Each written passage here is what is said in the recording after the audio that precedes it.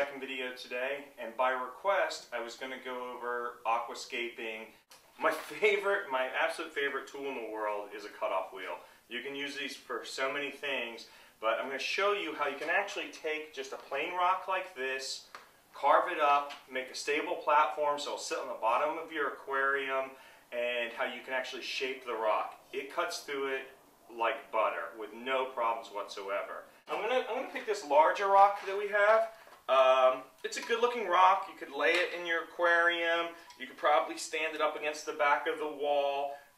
It's very porous. There's a lot of holes in it. There's almost a little cave built into it right there already.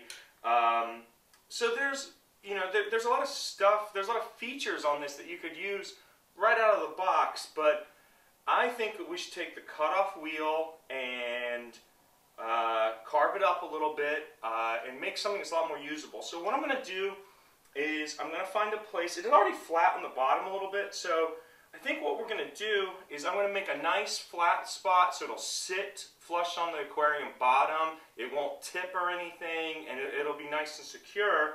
And then I'm not especially fond of this kind of shape. To me, it doesn't really look like something you really see in a reef. Those few seconds, that's it. Took a couple seconds to make something that's perfectly flat and is not going to go anywhere. You can actually take some epoxy if you want and put this on the bottom of your aquarium and it'll be rock solid. I mean, it'll never go anywhere.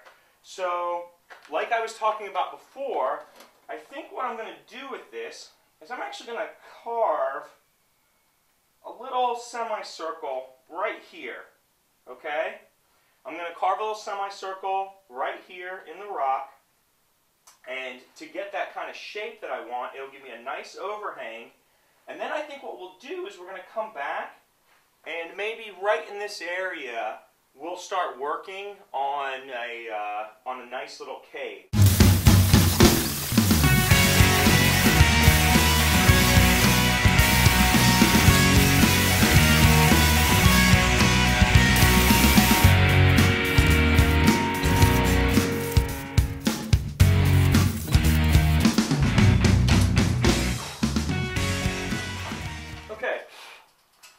So as you can see, let me clean it up a little bit. You should be able to see.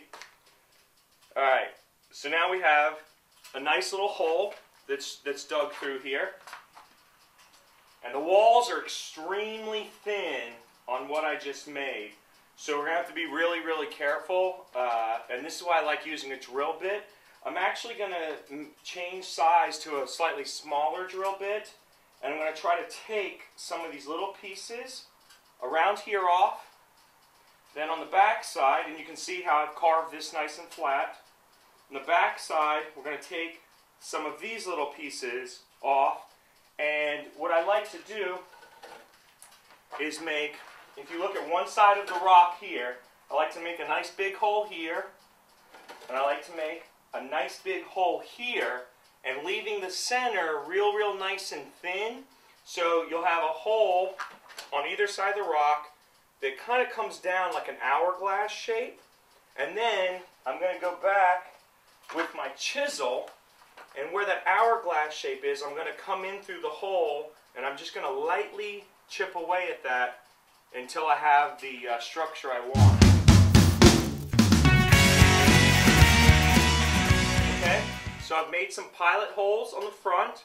And now I'm going to take the same piece of rock, flip it over, and do the same thing, drill those pilot holes in the back. Then I'm going to take my chisel, and I'm going to remove those little pieces. Also, if you use the chisel, it looks more natural. You won't see the round bores that the drill causes.